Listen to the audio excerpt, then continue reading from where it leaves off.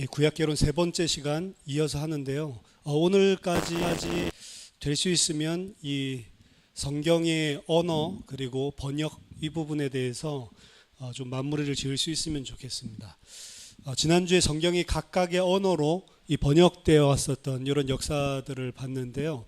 이 번역의 종류에는 각 언어로 아람어로 그리고 헬라어로 라틴어로 뭐 번역이 된 것도 있지만 또 다르게 종류를 나눠볼 수가 있습니다. 그래서 1차 번역본이 있고 2차 번역본이 있어요. 1차 번역본은 히브리어가 구약 성경으로 쓰여져 있기 때문에 히브리어에서 곧바로 그 언어로 번역된 번역본을 1차 번역본, Primary Translation이라고 이야기를 하고요. 그 다음에 특히 이제 헬라어로 이제 번역이 되어 있는 우리가 지난주에 살펴봤었던 셉투아진트, 그 70인요. 헬라어 구약 성경에서 그 다음 언어로 번역된 것을 2차 번역본, 그래서 Secondary Translation 아니면 Secondary Version 이야기를 합니다. 그래서 1차 번역본이 그러니까 굉장히 중요하겠죠. 히브리어에서 직접 번역이 된 자료들이니까. 1차 자료는 뭐가 있냐면 헬라어 성경인 셉투아진트 70인역, 헬라어 번역, 그 다음에 아람어로 번역된 탈굼, 그 다음에 시리아에서 사용했었던 이 언어로 번역되어 있는 페시타, 이렇게 세 가지가 1차 번역 자료고요. 그리고 라틴어 성경, 그 벌게이트 같은 거는 히브리어에서 번역된 것이 아니고 히브리어에서 번역을 제롬이 했지만 거의 참고를 그 헬라어 번역본, 그 70인역본에서 거의 번역을 했기 때문에 도움을 받아서 했기 때문에 이거는 그 2차 번역본이라고 이야기를 합니다. 그래서 이 번역에 있어서 그 헬라어 성경은 굉장히 중요합니다. 구약 성경을 히브리어에서 헬라어로 번역한 70인역. 이 70인역은 기독교에 있어서 우리가 이 성경을 하나님께서 텍스트를 우리에게 어떻게 줬는지를 이해하는 데 있어서 굉장히 중요한 성경입니다. 이 70인역이 바로 신약 기자들이 사용했었던 성경이고 그들의 머릿속에 하나님의 말씀이라고 들어가 있는 그 성경이 70인역입니다. 70인역은 어떻게 등장하고 어떻게 왜 쓰였는가라고 하는 게 아리스테아스의 서신, 아리스테아스가 쓴 편지라고 하는 요 자료가 있는데요. 이 편지 안에 어떻게 이 70인역이 히브리어에서 헬라어로 번역됐는지 요 역사에 대해서 설명을 하고 있습니다. 왜 만들어졌냐? 헬라어를 당시 자기네 지역의 언어로 쓰고 있었던 데가 이제 북아프리카인데요. 알렉산드리아라고 하는 도시가 가장 학문적으로 유명한 도시고 영향을 많이 주는 그런 곳이라고 지난번에도 잠시 이야기를 드렸습니다. 데메트리우스라고 하는 그 도서관 관장이 있는데 알렉산드리아에 있는 이 사람이 그때 당시 톨레미 2세, 필라델푸스 2세에게 이야기를 합니다. 유대인들이 보고 있는 이 율법서가 있는데 이 율법서가 너무 대단한 거라서 우리 도서관에 반드시 비치를 해야 되겠습니다. 근데 이 언어가 히브리어로 되어 있기 때문에 사람들이 읽지 못하기 때문에 헬라어로 번역이 시급합니다라고 상소를 올리게 되고 이걸 필라델피우스가 딱 듣고 그게 필요하겠구나 생각을 해서 당시 예루살렘에 있었던 대제사장이었던 엘르아살에게 사신을 보냅니다. 그래서 번역자들을 좀 그 옛날 히브리 땅에서 팔레스타인에서 좀 불려들여라 라고 해서 이 사람이 12지파의 대학자들만 각각 6명씩 총 72명의 학자들을 이제 팔레스타인으로부터 이스라엘 가나안 땅으로부터 이제 이집트로 불러오는 거예요. 그래서 이 72명이 와서 번역을 했는데 이 필라델푸스가 뭐라고 이야기를 했냐면 너희들이 번역할 때 서로 의논하지 말고 이 사람을 한 섬에 있는 각자의 방을 갖다가 지어주면서 각자 방에 들어가서 각자 번역을 해라. 그러고 나서 이 번역을 쭉 맞춰보고 이제 좀 다수인 걸로 이렇게 추려가지고 정확한 번역을 하려고 이 72명을 집어넣는데 이들이 72일 동안 거기서 이제 번역을 하는 거예요. 번역을 하고 나와서 딱 맞춰보니까 모든 번역이 한 글자도 안 틀리고 쫙 다 맞았다는 거예요. 그게 이제 70인역에 대한 이런 역사에 대한 겁니다. 그래서 그 페로스라고 하는 섬에 들어가서 72일 동안 72명의 학자들을 했다. 그래서 어림수로 70, 그걸 따서 70인역이라고 이야기를 하고, 그리고 LXX, 로마 숫자로 70, 이렇게 LXX로 표현을 하는 겁니다. 한 그 70인역의 기원에 대해서는 알 수가 없습니다. 좀 전에 말씀드린 거대로 딱 그대로 되면 얼마나 하나님의 기적이겠어요. 저도 어렸을 때 이제 그런 거 이야기를 듣고 와, 성경은 대단한 거구나 이런 생각을 했는데 이 보편적으로 학자들은 이 아리스테아스의 서신에 나와 있는 이 내용들은 경건주의적으로 지어낸 이야기지 그게 이 문자 그대로 하나하나당 다 맞는 것은 아니다. 그럼 뭘 표현하기 위해서 이 사람들은 이렇게 했냐? 알렉산드리아인에게 있어서 유대인의 율법, 하나님이 주신 구약 성경에 대한 가치, 그리고 이게 얼마나 대단한 책인지를 좀 알려주기 위해서 신비한 요소들을 섞어가지고 좀 과장되게 쓴 것이 아니냐라는 이쪽으로 이야기가 굳어집니다. 왜냐하면 그때 당시 신라 문화가 알렉산드리아랑 북아프리카 이 지역에 뭐 유행을 했고 언어가 그게 아예 본 메인 언어가 됐으니까요. 그러니까 당연히 헬라 철학의 영향이 많았고 헬라인들은 자신들의 철학이라든지 자신들의 지식적인 게 높은 거를 엄청나게 자부심을 가지고 있었던 사람들이에요. 그리고 유대인들도 자기네들도 선민의식을 가지고 하나님의 백성이란 것 때문에 자부심을 가지고 있었는데 이 헬라 철학들을 보니까 와 대단한 겁니다. 근데 거기 꿀릴 수가 없잖아요. 그러니까 이 사람들이 헬라 철학에 대한 영향을 이제 우리가 더 대단한 것이다라고 하는 것을 좀 보여줄 필요성들을 느끼고 있었습니다. 그래서 이때 알렉산드리아에 살고 있었던 유대인들은 헬라어 번역 성경에 대한 것을 변증하고 우리가 가지고 있는 이 성경과 특히 모세라고 하는 이 인물이 얼마나 대단한 자인가를 이 변증적으로 이들에게 이야기를 하고 우리가 더 대단한 우리는 하나님이 주신 지식 철학을 가지고 있는 민족이야 라는 것을 보여주기를 원했습니다.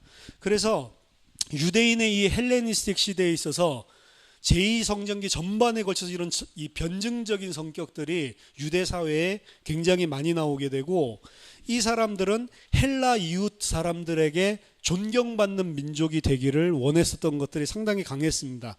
그래서 헬라어 성경도 이들이 이해할 수 있게끔 번역하는 작업들이 당연히 자기들을 위해서도지만 이 사람들에게 우리 성경에 전하고 있는 내용들에서 알려주고 싶어 해서 헬라어 번역들이 사실은 많이 이루어졌었고 아리스테아스 서한에서 나온 거는 이만큼 우리 성경은 그냥 나온 것이 아니고 너희 헬라 고전 그런 거랑 비교가 안 되는 거야 라는 거를 좀 증명하기 위한 뭔가 어필하는 그런 변증적인 성격을 가지고 진술된 것이 아닌가라고 이야기를 합니다. 그래서 이 시기에 유대인들의 문학을 보면 모세를 철학자로 이야기를 하고 있어요. 그러니까 플라톤이라든지 뭐 이런 철학자랑 비교 안 되는 철학자, 하나님이 이 땅에 보내주신 철학자가 있는데 그 사람이 누구냐? 모세다라고 이야기를 하는 겁니다.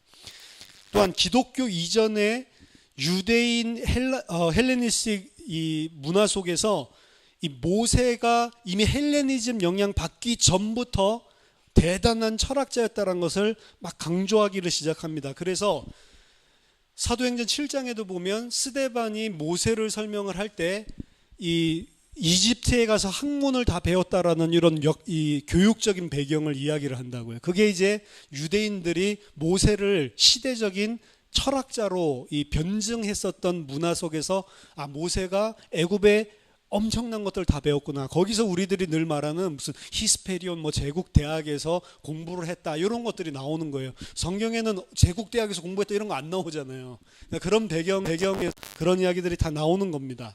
심지어 그가 이 청년이 됐을 때 수많은 사람들이 찾아와 가지고 철학을 모세에게서 그 애굽 당시의 최고의 그 알렉산드리아 지금보다도 더 대단한 곳인데 그곳에 와서 사람들이 배워갔고 어린 아기였을 때도 이미 철학을 다 꿰뚫고 있었다. 그래서 베이비한테 찾아와서 철학을 구해서 큰 깨달음을 얻고 갔다라고까지 이야기를 했습니다. 이런 말도 안 되는 변증을. 근데 그거를 성경적으로 이 사람들이 풀어서 그걸 설명한다고.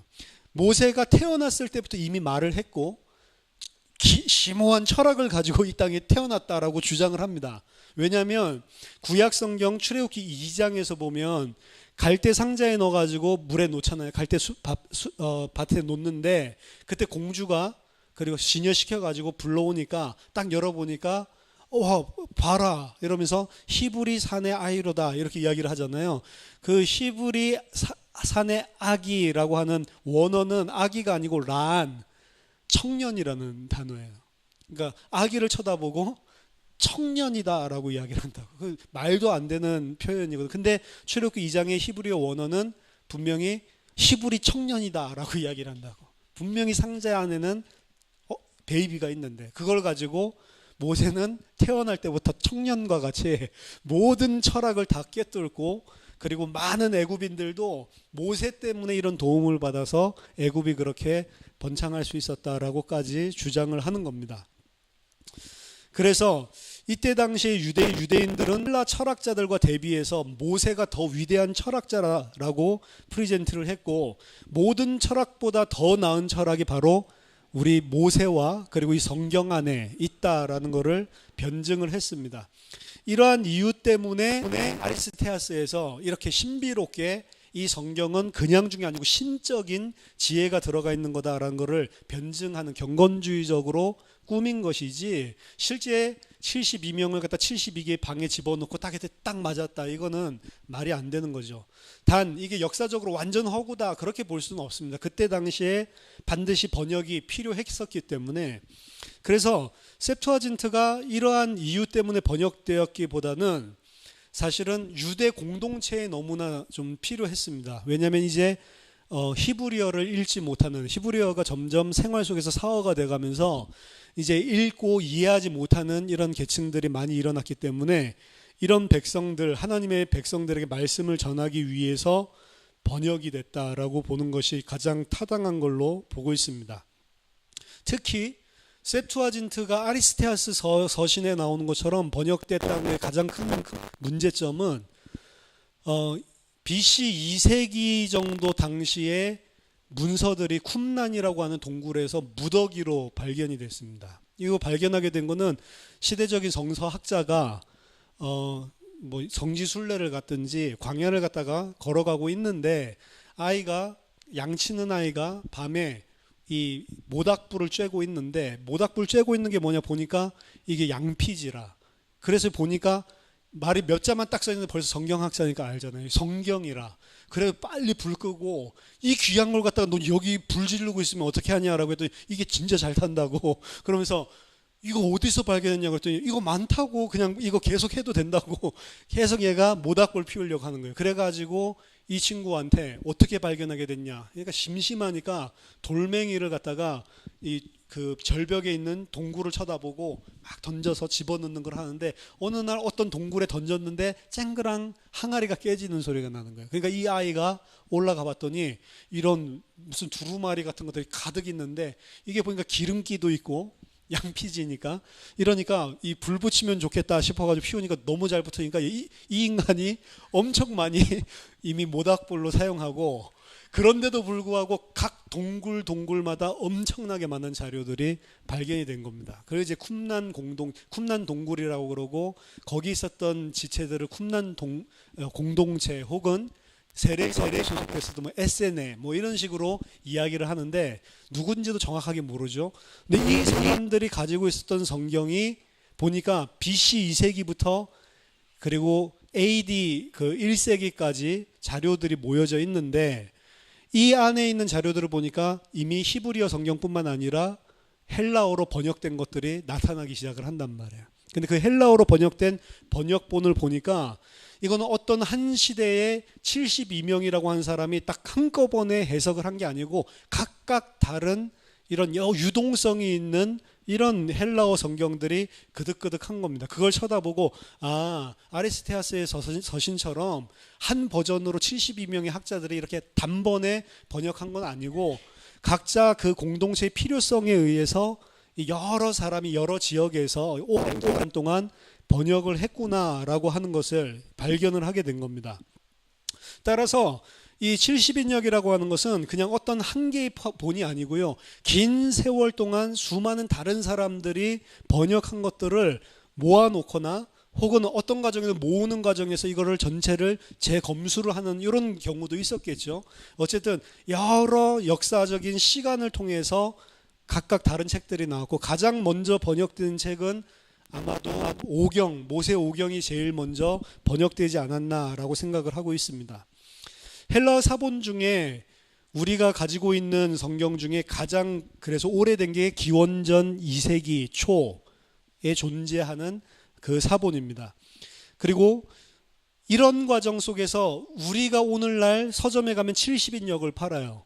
그럼 그 70인역은 한 개의 책을 가지고 그대로 이 인쇄를 해놓은 게 아니고 여러 그 70인역 그 헬라어로 번역된 버전들을 막 취합을 해가지고 비교를 해보고 이게 좀 더 바람직한 번역이다라고 하는 것을 뽑아가지고 짜집기 해놓은 게 오늘날 우리가 가지고 있는 시중에서 파는 70인역입니다. 그래서 70인역은 단일한 형태로 존재하거나 만들어지지 않았고 굉장히 복잡한 발전 과정을 걸쳐서 되어 있는 것이다 라고 이해하는 것이 중요합니다. 70인역의 중요성은 히브리 이스라엘은 셈계족이랍니다. 셈 언어를 쓰고 셈계족 속입니다. 셈계의 구약 언어를 히브리어를 헬라어로 말하는 세상에 가져다 주게 됐다라는 점에서 그 중요성이 있는데 왜 그게 중요하냐면 본문 비평적인 이유 때문에 그렇습니다. 본문 비평은 뭐냐? 좀 전에 제가 70인역 말하는 것처럼 여러 가지 사본이 있는데 사람이 손으로 쓰다 보니까 똑바로 쓴 사람도 있고 이 옮겨 쓰는 이 사필가가 잘못 옮겨 쓰면 틀린 것들도 계속 존재를 하는 겁니다. 그럼 본문 비평은 뭘 하냐면 여러 개를 놓고 이거는 왜 이렇게 썼지? 그럼 다른 데는 어떻게 돼 있지? 또 다른 데는 어떻게 돼 있지? 예를 들어서 한 100개 정도를 비교를 해보면 한 90개 정도는 이렇게 썼는데 10개 정도는 뭐 또 다르게 쓰고 있다. 이러면 이 90개 쓴 게 맞는 거다. 이 다르게 쓴 거 10% 정도는 뭔가 실수한 거를 또 옮겨 쓰고 실수한 거를 또 옮겨 쓰고 이래서 생긴 걸 거다 해서 90% 쓴 거를 취하는 거예요. 근데 그게 10% 말하고 있는 이거는 그럼 나쁜 사본이냐? 아니요. 여기서 말하는 게 또 다른 데랑 겹치면 또 여기가 90%될 수도 있어요. 그러니까 우리가 가지고 있는 성경 자체는 본문 비평을 거쳐가지고 여러 가지 엑기스 가장 이게 정확한 거다라고 생각되는 것만 함부로 비평을 해가지고 만들어낸 게 우리 성경이란 말이죠. 이 본문 비평을 할 때 이 70인역이 굉장히 중요하다라는 겁니다. 왜냐하면 70인역은 히브리어 성경에서 바로 번역이 됐고 또 번역됐었던 시기적으로 봤을 때 신약 성경이 쓰여졌던 1세기 때 가장 유대인들에게 영향을 주고 있었던 성경이고 예수님도 아마 이 성경을 봤을 겁니다. 그리고 예수님의 제자들 사도들도 전부 다 이 성경을 하나님의 말씀으로 믿었고 그래서 70인역이 없었다면 오늘날 우리가 아는 신약 성경의 형태로 신약 성경이 정리되지 않았을 거다라고까지 이야기를 합니다. 왜냐하면 히브리어가 신약 성경이 쓰여질 때까지 주된 언어였다라고 한다면 지난 시간에도 말씀드렸지만 히브리어 언어 안에 세계관이 있고 헬라어 언어 안에 세계관이 있다고요. 언어마다 각자 표현할 수 있는 영역과 그리고 발달되는 그 자기의 사상 체계를 정확하게 전달할 수 있는 쪽으로 언어가 발전이 된다고. 그럼 이스라엘 사람들은 히브리 사람들이기 때문에 히브리 사람들의 사고 체계랑 헬라어 쓰는 사람들의 사고 체계가 다르단 말이죠. 그래서 히브리어로 쓸 때 성경을 쓸 때랑 헬라어로 쓸 때랑 이게 차이가 조금씩 나는 겁니다. 그래서 만약에 히브리어로 신약 성경이 쓰였다면 올해 우리가 읽을 때 약간 다른 뉘앙스로 읽을 만한 내용들도 훨씬 많이 들어가 있을 수가 있다라고 하는 겁니다. 근본적으로 다른 세계관을 가지고 있기 때문에 그렇습니다. 그래서 고대 셈계의 언어를 헬라어로 이렇게 바꾸는, 왜 바꾸냐? 그때 당시의 세계가 호메로스나 플라톤이나 아리스토텔레스라든지 당시 세계에 많은 영향을 주고 있고 많은 사람들이 공통으로 일상 언어에서 사용하고 있었던 헬라어로 번역되는 거죠. 근데 호메로스라든지 일리아드 오디세이 플라톤이라든지 이 사람들이 쓴 고전들과 성경에 쓴 신약 성경의 헬라어, 요걸 갖다 비교를 해보면 이게 너무 틀린 거예요. 그래서 다른 그 어떤 곳에서도 문학 작품에서 성경에서 쓰여진 헬라어는 쓰인 적이 없습니다. 그래서 이거를 거의 19세기, 20세기까지는 성경에 쓰여진 이 헬라어는 일반 고대 고전을 썼었던 그런 철학자들 수준의, 그리고 문학가들 수준의 헬라어가 아니고 천상의 하나님의 영감을 받아서 쓰여진 헬라어다라고 이야기를 했습니다. 그래서 그 고전들을 저 저급한 헬라어, 하나님의 성경은 그거랑 차원이 다른 이런 완전 고차원적인 헬라어로 쓰여졌다라고 이야기를 했었습니다. 근데 20세기에 들어오면서 수많은 발굴들이 이루어지면서 파피루스라든지 각종 텍스트들이 발견이 됐는데, 헬라어 텍스트들이 드디어 성경에 쓰여진 거랑 똑같은 헬라어가 쓰여진 이런 장부들이나 이런 것들이 나오는 거예요. 그게 뭐냐면 코이네 그릭, 코이네 헬라어라고 하는 겁니다. 코이네는 뭐냐? 일반적인, 보편적인. 그래서 코이네 헬라어는 문학에는 쓸 수 있는 게 아니고 일상 언어, 가계부 적고 일상 보통 사람들이 그냥 일기 적고 막 이런 수준에 쓰는 언어가 코이네 그릭인 거예요. 그러니까 가장 높은 무슨 고전 헬라어의 그 수준이 아니라 천상의 헬라어로 쓰여졌다라고 했는데, 그 천상의 헬라어는 정작 알고 보니까 코이네 그릭, 모든 사람이 그냥 일상생활 중에 배웠건 배우지 못했건 이런 사람들이 다 쓰는 언어로 번역이 된 겁니다. 이게 이제 사실은 놀라운 거죠. 그래서 사실은 고전에 쓰여 있는 굉장히 높은 사람들, 철학자들이 이해할 수 있는 이런 언어로 번역이 된 게 아니고, 거꾸로 일상생활에서 시장에서 장사하고 그냥 일기 쓰는 수준이면 누구든지 읽고 이해할 수 있는 수준으로 하나님께서 성경을 번역되도록 하신 것입니다.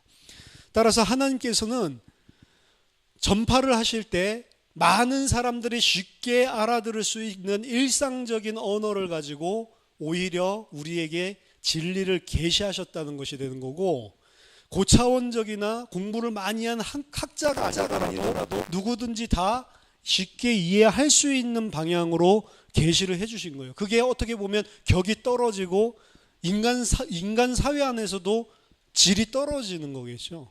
그때 당시에 만약 살았을 때 이게 고차원적인 헬라어였다 이렇게 이야기하면 웃겠죠.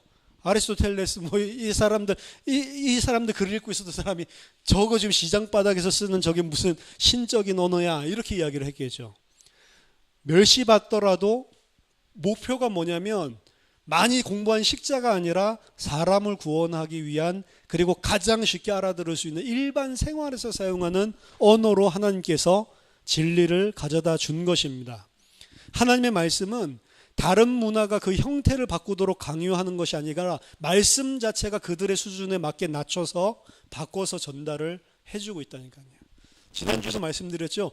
시브리어를 다 배워가지고 계시하시는 것이 아니라 그들이 사용할 수 있는 언어로 하나님께서 번역하셔서 그들에게 말씀을 전달했다는 거죠. 그래서 기독교는 다른 나라를 침략하는 것이 아니고 오히려 다른 나라의 언어, 제국주의적인 언어들이 하나님의 땅 가나안을, 팔레스타인을 침공한 것입니다. 그 침공을 그대로 다 받아주신 거죠. 성령은 그의 백성이 있는 그 장소에 그들을 만나기 위해서 자기 자신을 낮추시면서 그들의 눈높이에 맞게 계시를 하신 겁니다. 따라서 헬라어로 번역됐다, 히브리어로 성경으로 쓰여졌다라고 봤을 때 헬라어로 번역된 것은 뭔가 이 히브리어 원어에 비해서는 뭔가 열등하다라고 이렇게 생각할 필요는 없는 것입니다. 히브리어도 인간적인 언어로 하나님께서 자기 자신을 낮추셔서 말씀하신 것을 기억해야 됩니다. 따라서 히브리어도 히브리어 나름대로 인간의 언어일 뿐이기 때문에 하나님께서 계시하시기에 부적절한 면이 있는 것이고, 헬라어도 헬라어 나름대로 부적절한 면이 있는 것입니다. 물론 원어를 보는 게 좋죠. 그래서 헬라어나 히브리어를 모르고 한국어로 된 성경만 보더라도 구원받는 데는 아무런 문제가 없다라고 하는 겁니다. 물론 히브리어 헬라어를 알면 더 원래의 의미를 알 수 있으니까 좋지만 구원을 받는 데는 아무 지장이 없다라고 하는 겁니다. 그럼 히브리어 헬라어에는 불순한 요소가 전혀 없다고 보십니까? 저는 있다고 봅니다. 그래서 진리를 받아들일 때도 중요한 것은 어떤 한 단어 가지고 큰 신학이 나온다면 그거는 잘못된 겁니다. 여러 성경들 안에서 주장을 하고 있는 게 99%의 성경이 이걸 주장하고 있는데 1%의 성경 한 구절이 거기에 반하는 뭐라 했다고 해서 그거 중심으로 새로운 신학을 세우는 거는 문제가 있단 말이에요. 어떻게 봐야 되면 차라리 거꾸로 이 1%가 99% 계속 성경이 일관되게 말하고 있는 진리랑 맞지 않는다면 이걸 어떻게 이 진리와 함께 이 진리 속에서 이해를 할 수 있지 한번 생각을 해봐야 된다는 거예요. 그래서 복음을 기준으로 우리가 성경을 보는 겁니다. 복음에서 말하고 있는 내용이랑 뭔가 다른 내용을 말하고 있는 것 같을 때 그때 우리가 다른 것도 이야기하잖아. 그럼 성경은 뭐야? 모순되네? 이게 아니고 전체적인 성경이 계시하고 있는 복음이랑 뭔가 다른 부분이 나왔을 때 그럼 내가 이거를 혹시 잘못 이해하고 있는 거 아니야? 그 원어에는 뭐라고 되어 있지? 이렇게 파고 들어가 보면 모든 성경은 한 가지 진리를 일관되게 이야기하고 있는 것을 알게 되어 있는 거라니까요. 그래서 성경 자체가 결국에 그리스도인들에게, 하나님의 백성에게 정말로 그리스도가 무슨 일을 행하셨고 너희들이 왜 이 그리스도만을 붙잡고 의지하고 살아야 되는지를 사실은 계시하고 있는 책이기 때문에, 그리고 너희 자신 스스로의 힘과 종교, 너희 자신의 어떤 방법으로가 아니고 하나님의 은혜로만 된다라고 하는 것들을 전적으로 의지하게 만들고 있는 책이기 때문에 거기에 반하는 내용이 나왔을 때는 많은 생각을 해보고 우리가 재해석을 해야 될 필요가 있는 겁니다. 어쨌든 사람의 언어는 분명히 어느 정도 불순한 요소, 그러니까 하나님 말씀을 뭔가 모호하게 전달하는 요소가 있다는 것입니다. 어떤 목사님들은 헬라어는 우리나라 말이나 영어랑 달라서 뭐 사랑에도 뭐 똑같은 우리나라는 사랑이지만 거기도 뭐 에로스, 뭐 필로스, 뭐 여러 가지 4가지 사랑의 종류가 있고, 그렇기 때문에 헬라어는 하나님이 전하시려는 내용을 가장 정확하게 전할 수 있는 내용이기 때문에 헬라어로 주셨다라고 이야기하는데 그렇지 않습니다. 그때 당시 헬라어를 많이 썼기 때문에 유대인들을 위해서 그냥 헬라어로 주셨을 뿐이라는 겁니다. 따라서 인간이 가지고 있는 언어적인 한계, 그리고 모호성, 이런 것들이 헬라어에도 다 존재를 하는 겁니다. 하지만 하나님은 언어의 주가 되시고 언어를, 말씀을 만드신 분이기 때문에 하나님이 전하려고 하는 말씀은 불순하지 않다라는 거예요. 거기에 제약을 받지 않는다는 것입니다. 그래서 어떤 면에 보면은 이 셉투아진트 70인역의 이런 이 복잡하게 주어진 이런 역사를 쳐다보면 우리에게 언어적인 여러 가지 문제를 생각하게 만들어주지만 사실은 모든 언어들은 하나님의 말씀을 표현하는데 한계가 어느 정도 있다라는 것을 인정하는 겁니다. 우리나라 성경은 정말로 한계가 많습니다. 이미 번역을 할 때 처음 번역했을 때가 사실은 1차 번역도 아니고 2차 번역도 아니고 3차 번역을 보고 영어 성경을 보고 이렇게 했단 말이에요. 그러니까 이 성경은 굉장히 처음 번역될 때부터 문제가 많았고, 지금 개역 개정은 그래도 헬라어, 히브리어 공부한 이제 학자들이 한국에도 많아졌기 때문에 될 수 있으면 원어 중심으로 다시 연구를 해서 펴낸 겁니다. 하지만 이것도 보면 여전히 우리가 그 전에 썼었던 버전에 의존해가지고 그대로 한 것들이 여전히 많이 있어요. 그러니까 한국어로 번역될 때 원래의 의미를 놓친 것들이 많이 있다는 겁니다. 그래서 여러분들이 좀 이상하다, 이건 무슨 말이지 이러면 영어 성경 항상 확인해 보시고, 영어 성경에도 여러 가지 버전들이 있으니까 뭐 NIV라든지 ESV라든지 이런 것들을 확인해 보시고, 그러면 아, 이게 다른 뜻인가? 다른 뜻이었네, 영어 성경에는. 그러면은 영어가 맞나 한국어가 맞나 라고 했을 때는 이제 원어로 들어가야 되는데, 거의 대부분 영어가 맞습니다. 한국어가 거의 다 틀려요. 그러니까 한국어 성경보다는 영어 성경이 좀 더 클리어하게, 그리고 NIV 같은 거는 굉장히 쉬운 영어로 써 있지만 NIV 같은 거보다는 ESV 뭐 이런 것들이 훨씬 더 좋다라고 볼 수가 있습니다. 킹 제임스 버전은 보면 또 다를 겁니다. 왜냐하면 사용한 헬라어 텍스트 자체가 달라요. 그렇기 때문에 좀 다른 부분들이 있습니다. 어쨌든 그렇게 여러분들이 대조를 해보시면, 그래서 시브리어 성경이 더 옳냐 헬라어 성경이 더 옳냐, 사실은 둘 다 인간의 언어일 뿐입니다. 시브리어보다 더 거룩한 언어는 없다, 그런 개념 자체는 없다는 거. 자, 두 번째, 이 1차 번역본 중에 두 번째가 아람어로 번역된 탈굼이라고 하는 번역본입니다. 이 탈굼은 이 BC 1000년, BC 1년에서 BC 1000년까지, BC 1000세기, 1 BC 밀레니엄, 요때 그 고대 근동 지방에서 공식적으로 썼던 언어가 8세기부터 아람어였습니다. 그래서 히브리어 성경이 점점 갈수록 그 학문적인 언어로 굳어버리고 이 아람어가 일상생활 중에서 사용하게 됩니다. 그런 증거를 우리 성경에서 볼 수가 있어요.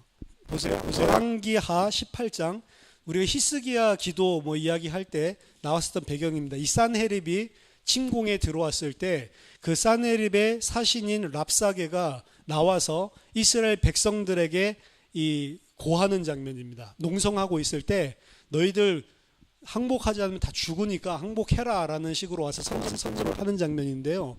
보면은 13절부터 쭉 이야기가 나오는데, 거기 보면은 여호와 하나님께서 우리를 보내신 것이다 라고까지 이야기를 하면서, 안 그러면 어떻게 우리가 이렇게 할 수 있냐, 너희가 지금 여호와 하나님이 우려한다고 걱정하지 마라, 하나님이 우리 보내셨어, 근데 너희가 우리를 이길 수 있을 것 같아? 히스기야 죽이기로 작정했다라고 막 이 겁박을 하는 거예요. 그러면서 25절 보세요. 열왕기하 18장 25절부터 내가 어찌 여호와의 뜻이 아니고야 이제 이곳을 멸하러 올라왔겠느냐, 여호와께서 전에 내게 이르시기를 이 땅으로 올라와서 쳐서 멸하려 하셨느니라. 막 그러니까 하나님이 우리를 보내서 너희 지금 다 침당하고 이제 예루살렘 남은 거다라고 겁박을 하는 겁니다. 그때 26절에 hil기야의 아들 엘리야김과 셈나와 요아가 랍사게에게 이르되 우리가 알아듣겠사오니 청하건대 아람말로 당신의 종들에게 말씀하시고 성위에 있는 백성이 듣는 데서 유다말로 우리에게 말씀하지 마옵소서. 그 랍사게가 이 선전포고와 이 내용을 유다말로 지금 하고 있는 거죠. 뭐 그때 당시 사신이고 외교관이니까 여러 언어를 할 수 있었겠죠. 근데 위에서 유다 백성들이 막 이 말하는 걸 듣고 요동할까봐 지금 농성전을 하고 있으니까 제발 아람어로 말씀을 하시고 유다어로 말씀하지 마십시오, 백성들이 듣겠습니다 라고 이야기를 하니까 랍사게가 그에게 이르되 내 주께서 네 주와 내게만 이 말을 하라고 나를 보내신 것이냐, 성 위에 앉은 사람들도 너희와 함께 자기의 대변을 먹게 하고 자기의 소변을 마시게 하신 것이 아니냐라고 하면서 계속 유다말로 이야기를 합니다. 그러니까 그때 당시에 유대 백성들이 굉장히 소동했겠죠. 이 문을 열어줘, 우리가 이 앗수르에 무릎 꿇어야 되는데 히스기야가 괜히 객기부려서 우리 다 죽는 거 아니야? 이제 이런 생각이 들까봐. 자, 요 표현을 보면 당시 유다 사람들은 히브리어를 주로 쓰고 있었다는 걸 알 수가 있습니다. 히브리어를 주로 썼고 높은 외교관이라든지 사신이라든지 왕이라든지 이런 사람들만 그때 당시 공용어인 아람어를 쓸 수가 있었다는 거죠. 그러니까 일반 백성은 아람어를 못하던 이게 언제냐면은 BC 8세기 뭐 이때로 생각을 해보시면 BC 8세기만 하더라도 아람어는 일부 사람들 그리고 국제적인 언어였기 때문에 국제적으로 이런 외교를 할 때나 쓰였던 그런 문장인 것을 알 수가 있습니다. 자, 그러면 느헤미야 8장으로 넘어가 보세요. 느헤미야 8장에 보면 이제 율법을 낭독하고 그리고 율법을 백성들에게 설명해 주는 장면이 나옵니다. 느헤미야 8장 8절에 그 위에서부터 읽으면 예수아와 바니와 세레바와 야민과 악국과 사부대와 호디야와 마아세야와 그리디아와 아사랴와 요사박과 하는가 블라야와 레위 사람들은 백성이 제자리에 서 있는 동안 그들에게 율법을 깨닫게 하였는데 어떻게 율법을 깨닫게 하냐? 8절에 하나님의 율법책을 낭독하고 그 뜻을 해석하여 백성에게 그 낭독하는 것을 다 깨닫게 하니 라고 나와 있죠. 그럼 하나님의 율법을 낭독하고, 율법은 지금 히브리어로 되어 있습니다. 율법을 낭독하고 나서 그 이후에 뭐를 해주냐면 해석을 해줬다라는 표현이 나오죠. 이 해석을 해줬다 표현이 무파라시라고 하는 히브리어인데 그것은 번역을 했다는 소리입니다. 뭘로 번역을 해요? 아람어로 번역을 한 거예요. 300년이 지나고 나서의 이야기입니다. 그러니까 이제 느헤미야 포로 후기 시대 때에 있었던 하나님의 백성들은 이제 주 언어로 뭘 사용해요? 아람어를 쓰기 시작해요. 왜? 바벨론에 갔을 때 언어가 바뀐 겁니다. 완전히 일상생활 언어가 아람어로 변하게 된 거죠. 따라서 300년이 지나면서 상황이 완전히 바뀌어졌습니다. 더 이상 히브리어를 일상생활 속에 쓰지 않고 아람어를 쓰는 거죠. 결국에 아람어로 된 성경이 나올 수밖에 없게 된 배경이 이것입니다. 하나님의 백성에게 하나님의 말씀을 계시하기 위해서. 그래서 번역된 아람어 성경이 탈굼이라고 하는 성경입니다. 탈굼이 언제 어느 때에 나왔는지 날짜를 정확하게 결정한 것은 어렵습니다. 하지만 처음에는 좀 전에 본 것처럼 낭독하고 그거를 해석해주고 번역해주는 요 수준으로 구두로 오랄로 이루어졌을 것이다 라고 보고 있습니다. 그래서 성경이 언제든지 번역될 때는 먼저 그 나라 말로 되고 그 다음에 그 말을 못 알아듣는 많은 다수를 위해서 통역되는 이런 수준으로 되다가 이런 것들이 문서화될 이 필요성을 느낀 사람들이 일어나면 그때부터 이제 이게 이 번역본이 기록되는 방향으로 발전을 하는 겁니다. 우리가 가지고 있는 오래된 탈굼 텍스트는 역시 아까 말했던 구글에서 발견이 되는데요. 욥기와 레위기 탈굼 텍스트가 이 사회 문서에서 발견됐습니다. 그 기원전 1세기의 것이고요. 그렇다면 기원전 1세기에 갑자기 탈굼이 생긴 것이 아니라 훨씬 이전으로 아마도 최초로 기원전 5세기까지는 거슬러 올라가지 않나라고 추정을 하고 있습니다. 지금 우리가 가지고 있는 온전한 전체 텍스트를 성경 전체를 가지고 있는 탈굼의 것은 나중에 후기에 나온 것밖에는 없습니다. 탈굼이 나온 것은 BC 200년에서 AD 50년 요 정도의 탈굼들이 나오게 됐는데 우리가 가지고 있는 텍스트는 이 시기 것밖에 없지만 탈굼이 중요한 이유는 BC 5세기 때의 성경 해석이 다 들어가 있어요. 그러니까 굉장히 오래된 옛날 바벨론 포로로 잡혀갔던 사람들이나 포로 후의 사람들이 성경을 어떻게 이해했을까라고 하는 것들을 볼 수 있는 전통들이 굉장히 많이 포함되어 있습니다. 그래서 해석학적으로 굉장히 중요하고 또 이전에 있었던 성경의 원본이 어떤 거였는지 이런 텍스트를 추정해 볼 때 굉장히 중요한 겁니다. 학자들은 탈굼을 기원지에 따라서 크게 두 종류로 나누는데요. 팔레스타인에서 나온 탈굼과 그리고 바벨론에서 나온 탈굼, 팔레스티니안 탈굼, 바벨로니안 탈굼 이 두 가지로. 그래서 팔레스타인 안에서 사용된 탈굼이 아마도 더 오래된 것으로 보고 바벨론 탈굼은 팔레스타인에서 쓰여졌지만 바벨론 포로기 이후에 계속 살고 있었던 이 유대인들에게 의해서 개정이 됐기 때문에 바벨론 탈굼이라고 이야기를 합니다. 이 탈굼이라고 하는 것은 해석을 아까 전에 보여준다고 했는데 왜 그러냐면 번역을 하는 과정에서 잘 이해되지 않는 것들을 설명해 주는 그런 내용들이 많아요. 그래서 우리가 성경을 지금 가지고 있는 이런 성경은 덧붙여 쓴 게 없죠. 그냥 원어에서 그대로 문자적으로 거의 해석을 해놓은 그런 해석본인데 탈굼은 이렇게 해놓은 게 아니고 대충 의미를 가지고 뭔지 잘 모르는 게 나왔을 때는 막 풀어서 막 써준. 그러니까 훨씬 깁니다. 내용 자체가. 예를 들어서 출애굽기 1장 13절 15절 보면 바로가 이스라엘 사람들의 삶을 고통스럽게 만들고 산파에게 모든 남아는 다 죽이고 여아들은 살려라라고 이야기를 하죠. 그 왜 굳이 남자 아기들만 죽이라고 했을까? 탈굼에서는 그 이유가 궁금할 거 아니에요, 사람들이. 그러니까 거기에 설명을 붙잡혀졌다고. 바로가 어느 날 잠을 자는데 이스라엘 남자 중에 구원자가 태어날 것이다라고 하는 꿈을 꾸게 됩니다. 그 꿈 꾸자마자 내린 명령이 산파들 불러가지고 남자는 지금부터 다 죽여라. 왜냐? 구원자가 태어날 거라고 꿈꿨으니까. 그런 내용들을 집어넣어 놨어요. 집어넣어 놓으니까 아, 그런 일이 있었구나. 그래서 죽이라고 했구나. 그게 바로 제2성전기 때 포로로 돌아와서 해석했었던 사람들이 했었던 filling the gap. 성경에서 말하고 있지 않는 갭을 채우는 특이한 해석학이에요. 그게 그때 당시에. 그러니까 뭐만 보면 성경을 보고 조그만 꼬투리라도 찾으면 그걸 활용해 가지고 긴 설명을 집어넣는 그런 일들을 많이 했습니다. 그래서 그런 꿈을 꿨기 때문에 죽였다라고 하면 훨씬 더 논리적으로 이해가 되지요. 그런 논리적으로 좀 더 이해가 될 만한 내용을 막 집어넣어. 그러니까 그거는 논리는 이해되지만 어떻게 보면 근데 진짜 맞는 거야? 그런 거야? 이런 좀 의심이 생기죠.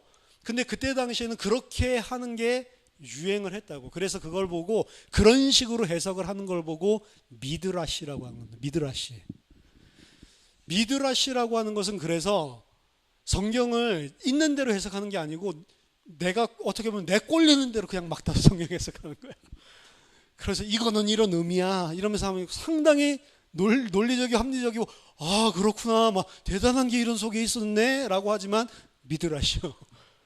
그래서 성경을 갖다가 이상하게 푸는 사람을 보면 우리는 세컨 템플 시대의 미드라시다라고 이야기를 하는 겁니다. 그렇게 하는 설교들 많습니다. 막 갭을 갖다가 채워 넣어가지고 그렇죠? 우리도 모르는 사이에 갭을 갖다가 막 채워 놓고 있어요. 이거는 그리고 그 갭을 채우는 전통이 성경인 것처럼 우리가 받아들이고 있습니다. 예를 들어 볼까요? 모세가 여호수아가 전쟁을 하는데 모세가 팔을 들면 전쟁에서 막 이기고 힘들어가지고 팔 내리면 막 전쟁 밀리고 이러니까 아론과 훌이 옆에 와가지고 종일토록 그 팔 안 내려가라고 붙들고 있는 게 성경에 나오죠. 그렇죠? 종일토록 얘네들이 붙잡아 주니까 모세는 팔 내릴 수가 없어서 들고 있는데 그래가지고 이기죠. 그럼 우리는 당연히 모세가 두 손을 들고 기도를 했고 아론과 훌이 그 기도를 도왔다라고 알고 있습니다. 근데 그 본문 텍스트 찾아서 읽어보세요. 기도했다는 내용은 단 한마디도 없습니다. 근데 너무 어렸을 때부터 들어왔고 그냥 그렇게 하니까 모세가 두 손 들어서 이긴 사건이면 아 기도. 그래서 그걸 갖다 기도 텍스트로 많이 활용한단 말이죠. 그런 게 미드라시라고요. 그러니까 성경에서 말하고 있지 않은 것들을 사실은 우리가 그 갭을 채워가지고 이야기를 하는 겁니다. 또 여러분들 잘 아는 것들은 사단이 창세기 1장 2절에서 타락했다라고 하는 거 있죠. 그때 흑암 혼돈 공허가 있으니까 창세기 3장 사건 전에 하늘의 사건이 있었다. 창세기 3장 사건 이전에 아담 타락 사건 이전에 사탄의 타락 사건이 있었다. 언제? 창세기 1장 2절 흑암 혼돈 공허 그렇게 하잖아요. 그게 필링 더 갭이라고요. 미드라시. 창세기 1장 2절은 나중에 설명을 해드리겠지만 그 천상에 있었던 전쟁으로 인해서 하나님의 질서가 다 무너졌다. 그걸 이야기해 주는 게 아닙니다. 근데 그거를 끼워 맞추는 겁니다. 왜냐? 좀 더 그럴싸하게 설명. 그걸 보고 갭 디어리라고 부르는 거예요. 그 창세기 1장 2절을 그렇게 푸는 것을.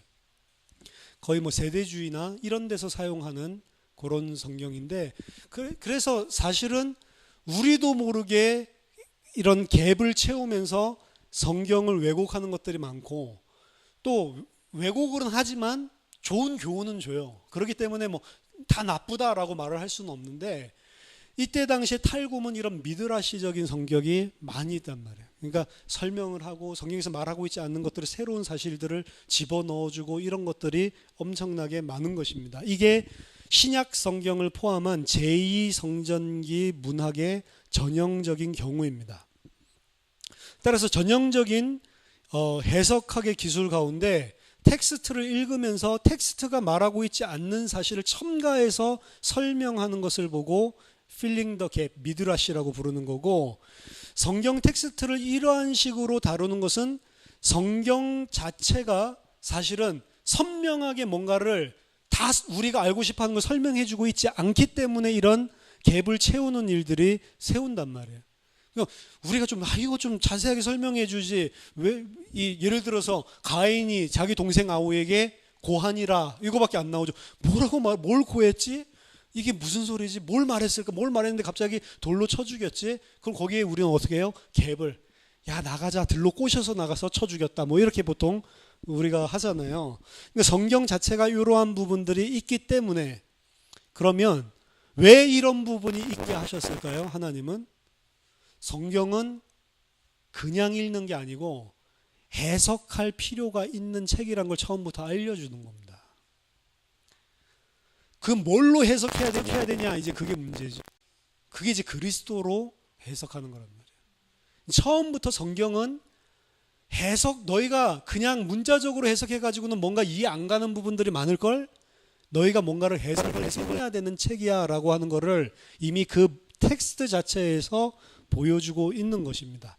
또 한 가지는 이러한 성경을 해석할 때 그때 당시에 사람들이 해석했었던 그 갭을 채우고 미드라시를 하고 이렇게 해서 성경에서 심지어 말하고 있지 않은 것들까지도 캐냈었던 이런 이유는, 이때 사람들이 이 텍스트는 과거에 아담에게 일어난 일, 가인에게 일어난 일을 말하는 것이 아니고 지금 나에게 뭔가를 이야기하고 있다라고 생각을 하고 그걸 기본 베이스로 해석을 했기 때문에 그렇습니다.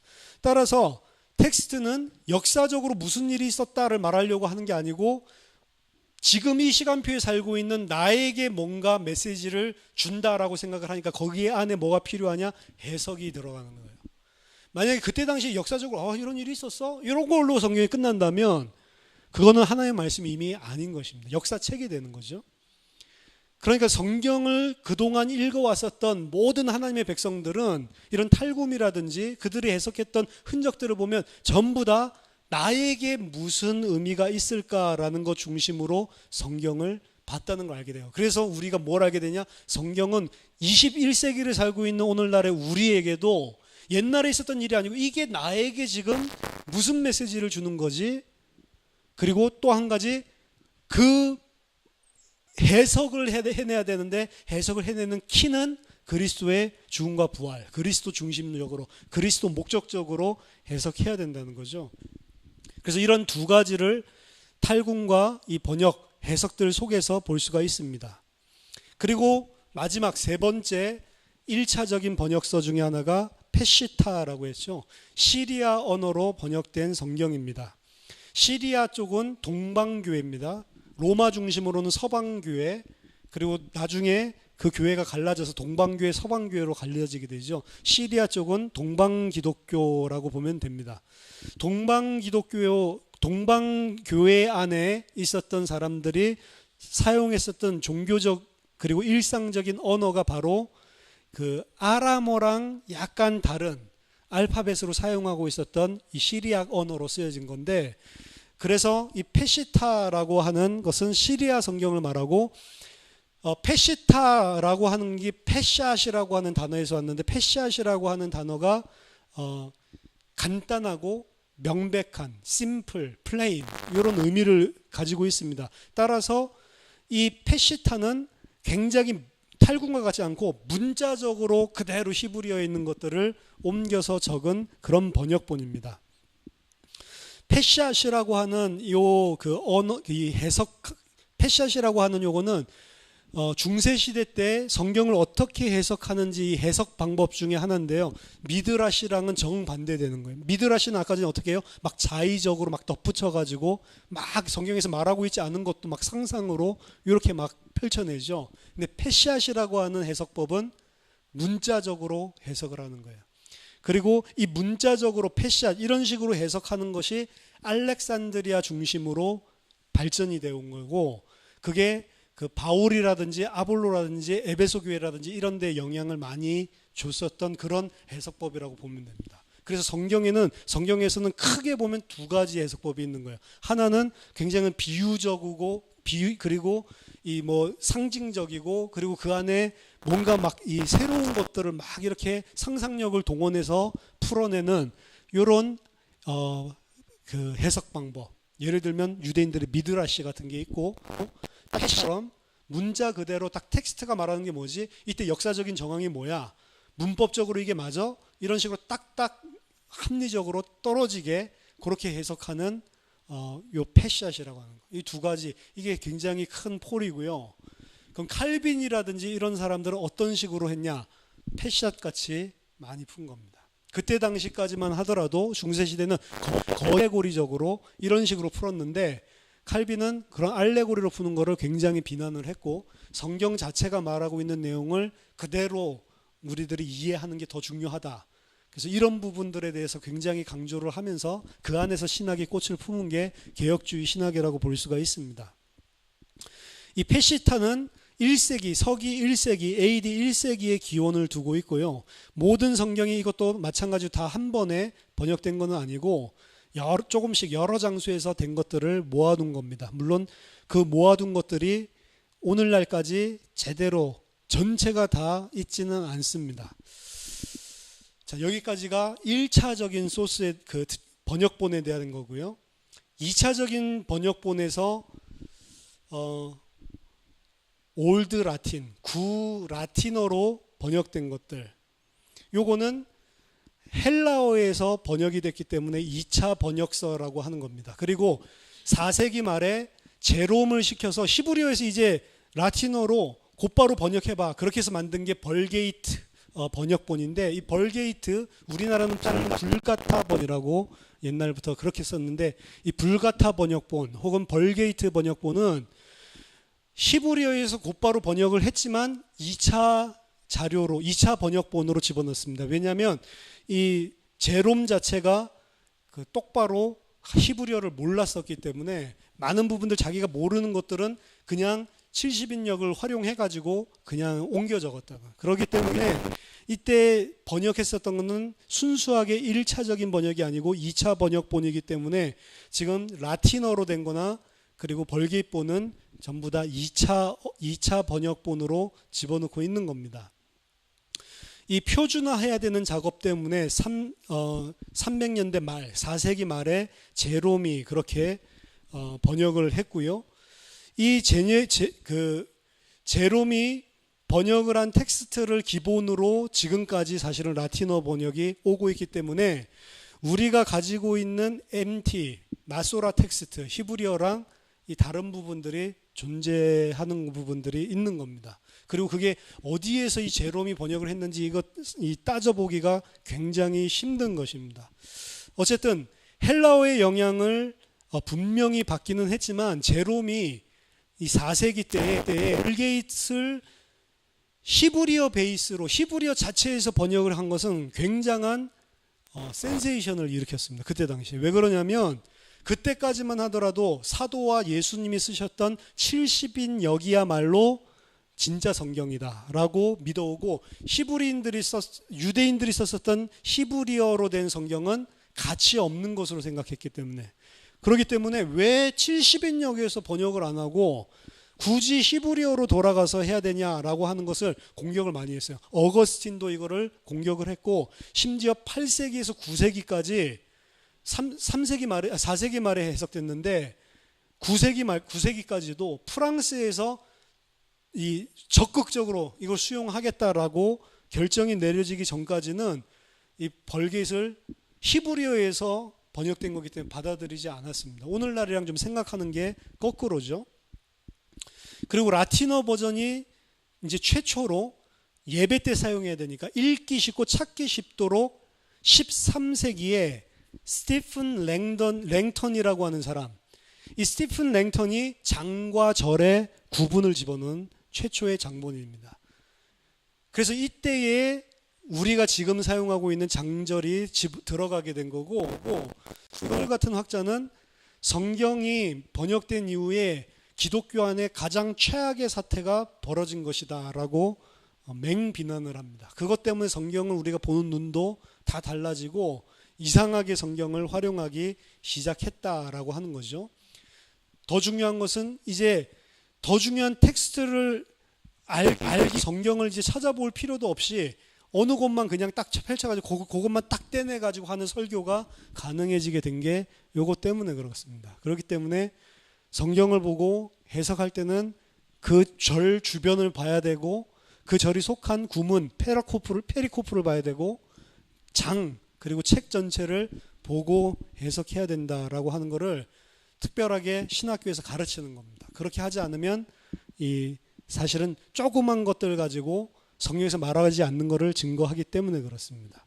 그리고 이집트의 언어로 번역된 콥틱, 그리고 에티오피아의 언어로 번역된 에티오픽, 그리고 아라미아 아르메니안 사람들이 사용하는 아르메니안 버전, 그리고 아랍 사람들이 말하는 아랍 버전, 뭐 이런 것들이 이제 계속해서 그 기독교가 전파되면서 이런 2차 번역서들이 계속해서 나오는 거죠. 이런 1차 번역서들의 중요성을 한 번 더 설명해 드리면, 이제 1차 번역서들을 보면서 우리는 뭘 보게 되냐면, 이 1차 번역서가 어떤 히브리어 원본을 보고 해석했을까라고 하는 이거를 갖다가 그 히브리어 원본을 뭐라고 부르냐면 볼라주라고 불러요. 볼라주. 그 볼라주라고 하는 거를 살펴보기 위해서 1차 번역서가 중요합니다. 이미 2차 번역서로 넘어가면 히브리어 볼라주가 뭔지를 모르게 돼 있어요. 그러니까 1차 번역서들은 히브리어 그 자기가 따온 그 모태가 되는 그 볼라주를 찾는 데 굉장히 도움이 됩니다. 그럼 왜 이 볼라주가 중요하냐? 이 볼라주가 하나가 있는 게 아니고요. 다음 시간에 말씀드려야겠네요. 큰 세 개의 패밀리가 있다는 것을 이제 쿰란 동굴에 있었던 사해문서를 발견을 해야 됩니다. 큰 세 개의 텍스트가 있었어요. 그러니까 우리가 오늘날 보는 것은 뭐라고 했습니까? MT, 마소라 학파가 정리한 그 텍스트를 우리가 보고 있다고 했잖아요. 그 MT, Masoretic 텍스트. 그래서 그럼 MT를 우리가 히브리어로 보고 있는데 MT가 따온 히브리어 텍스트가 있어요. 그게 볼라주가 있고, MT 말고 다른 본들이 따온 이 볼라주들이 있는 거예요. 그걸 몰랐어요. 근데 그 볼라주가 얼마나 중요하냐면, 우리가 가지고 있는 우리 건 지금 다 MT에서 온 겁니다. 다. 그런데 이 MT에서 온 성경이랑 지금 70인역 성경을 딱 비교해 보면 차이가 많이 나요. 어느 정도 차이가 많이 나냐면 사무엘서 같은 경우에는 8분의 1 분량이 차이가 나요. 8분의 1이 없어요. 8분의 1이 있고. 그럼 8분의 1에서 말하고 있는 그거를 성경으로 봐야 됩니까? 안 봐야 됩니까? 70인역은 누가 봤다고요? 예수님과 사도들과 제자들이 봤다니까요. 근데 우리가 보고 있는 거는 MT죠, MT. 히브리어 원어에서. 그러면 예를 들어서 70인역에서 우리 MT에 없는 내용이 무수하게 많은 책들이 있어요. 거의 다 비슷하지만 사무엘서 같은 거나 심각한 책들이 몇 개가 있어요. 그럼 거기에 있는 것들을 우리가 70인역을 봐야 됩니까? 헷갈리기 시작하죠. 그럼 이게 성경입니까? 아니면 70인역이 성경입니까? 엄청 헷갈리죠. 그러니까 이제 이 텍스트의 문제가 심각한 거란 말이에요. 그러니까 번역본을 가지고 그러면 처음에는 이렇게 생각을 했어요. 이 70인역이 완전 다른 이런 내용들을 지금 이야기를 하고 있는데 이게 어떻게 된 거지? 1세기 당시에 갑자기 이런 내용이 늘어났나? 우리가 본 거는 갑자기 어느 순간인가 누가 뜯어갔나? 이런 생각이 들겠죠. 근데 쿰란 텍스트가 딱 발견되면서 그 문제가 싹 해결된 거예요. 그 안에 들어가 보니까 우리랑 똑같은 MT 계열의 성경들도 많이 있고, 70인역에서 해석한 것처럼 8분의 1이 뭐 없거나 있는 그런 것도 많이 있고. 그래서 이때 당시에는 텍스트가 하나가 아니고 두 가지, 세 가지가, 크게는 이제 세 가지라고 확정을 내렸습니다. 세 가지 텍스트가 공존을 하고 있었구나. 근데 그때 당시에 유대 사회는 세 가지가 있어도 다 이것도 하나님 말씀이지. 저것도 아무 문제가 없는 사회. 우리랑 세계관이 틀렸던 사회입니다.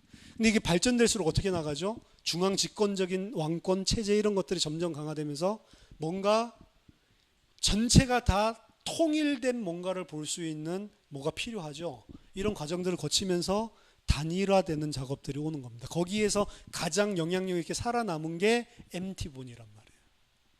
우리는 그 과정을 하나님이 했다고 믿기 때문에 이거를 하나님의 말씀으로 받아들이는 거라니까요.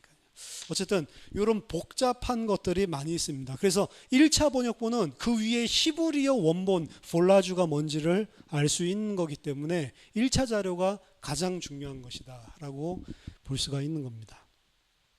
오늘 그 텍스트에 대한 걸 다 마치려고 했는데 다음에 1시간을 더 해야 될 것 같아요. 그래서 막 볼라주다 아니면은 뭐 탈굼 뭐 이런 그 이상한 언어들이 나오니까 그 헷갈릴 수 있지만 우리는 이제 신학생이 아니기 때문에 안 외워도 됩니다. 그냥 듣고 그렇구나. 그리고 그런 복잡한 일들이 있는 거구나. 그냥 텍스트가 이렇게 뚝 떨어져서 예수님도 우리랑 똑같은 이 구약 성경을 받겠지. 그게 아니라니까요. 우리가 그 성지순례 그것도 굉장히 우상숭배적인데 뭘 성지순례 저는 우상숭배를 하고 오는 것 같은 느낌을 받았어요. 모든 성지라고 하는 데가 다 우상화 작업이 돼 있어가지고 근데 거기 갈 때 굉장히 우리들 느낀 게 이곳을 예수님이 걸으셨지. 이곳을 예수님 만져봤을까? 뭐 이제 이러고 이러는데 안 만져봤습니다. 2000년 지나는 사이에 다 마모돼서 내가 밟고 있는 땅 아닙니다. 그때 당시에랑 오늘날이랑 다른 부분들이 존재를 한다고요.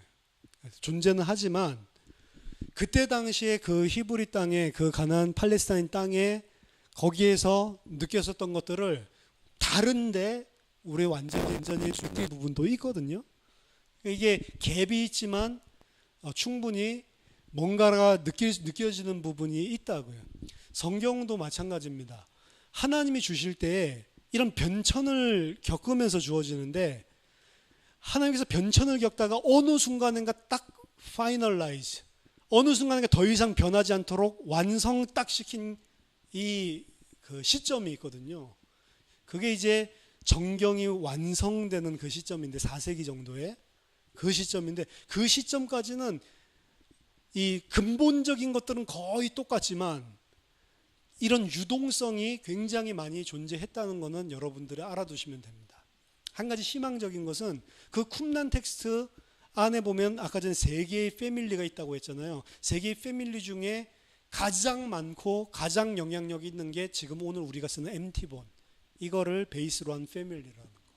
그러니까 그때 당시도 가장 정설적으로 이게 하나님의 말씀이다라고 보고 있는 게 우리가 지금 보고 있는 성경이다. 그 정도로 위안을 받으시면 되겠습니다. 하지만 이 오는 과정에 그런 유동성이 상당히 많았다는 거. 우리가 생각하는 방식으로 깔끔하게 하나님이 성경을 주시지 않았다는 거. 이게 팩트입니다. 근데 그 팩트 때문에 우리가 이제 하나 둘씩 파고 들어가기 시작한다면 이게 하나님 성경 맞아라고 하는 이제 혼란까지 일어날 수가 있다는 거. 일단 저는 팩트만 알려드린 겁니다. 그러니까 더 생각하지 마시고 계속 수업 들으면 그걸 어떻게 그러면 해석을 해야 돼? 어떻게 우리가 받아들여야 돼? 그거는 계속 수업 듣다 보면 알게 될 거니까 그냥 지금은 팩트로 알아두세요. 그래서 너희 성경 이 순 엉터리 아니야. 이런 식으로 모슬렘이 욕을 하는 거라니까요. 아무튼 그럼 왜 이런 그 유동성을 줬을까? 이런 것들 좀 고민을 해보세요. 근데 이미 오늘 수업 속에도 답이 다 나왔습니다. 사람 살리려고 하나님 하시는 거예요. 뭐든지. 왜 그런 유동성이 있고 왜 그런 복잡한 형태로 그냥 딱 한 명 하나님께서 딱 계시해가지고 이게 오리지널 본이야 이렇게 해석을 딱 하게 하지 왜 그 헬라어로 해석된 것도 곳곳마다 여러 개가 그렇게 많이 돌아다니게 만들어놨냔 말이야. 이 지역에 있는 자도 살려야 되고 저 지역에 있는 자도 살려 저기 회당에서 예배드리는 자도 살려야 되고 여기 회당에서 예배드리는 자도 살려야 되니까 급한 대로 막 번역을 하게 하신 거라니까. 그러니까 많은 걸 뿐입니다. 어떻게 보면은 인쇄술이 발전되지 않고 그리고 어떤 그런 공식적인 이런 출판이라든지 이런 개념이 없는 상황에서 급작하게 하나님이 살려야 될 사람들을 살려야 되기 때문에 그런 방식으로 번역할 수밖에 없는 것입니다. 오늘같이 컴퓨터에 있고 인쇄소로 발달했으면 그렇게 하셨겠습니까? 절대 그렇게 하질 않죠. 그래서 저와 여러분들이 이 성경 배경사를 공부하는 겁니다. 구약 개론은 성경 안에 있는 배경들, 성경 자체 텍스트의 배경, 그리고 또 이제 나중에 가면 성경 해석, 그게 어떻게 흘러온 거냐, 이런 부분들을 다 살펴볼 겁니다. 그리고 우리가 어떻게 그럼 해석하는 게 맞느냐.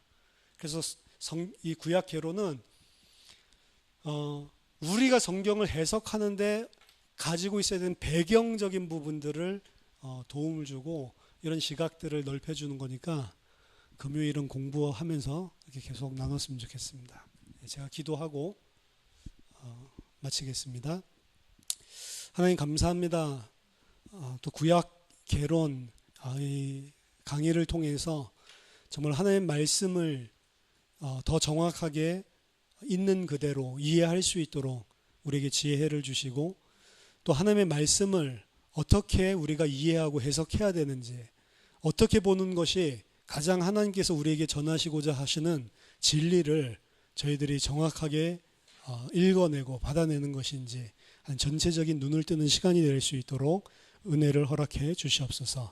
예수님 이름으로 기도하옵나이다. 아멘.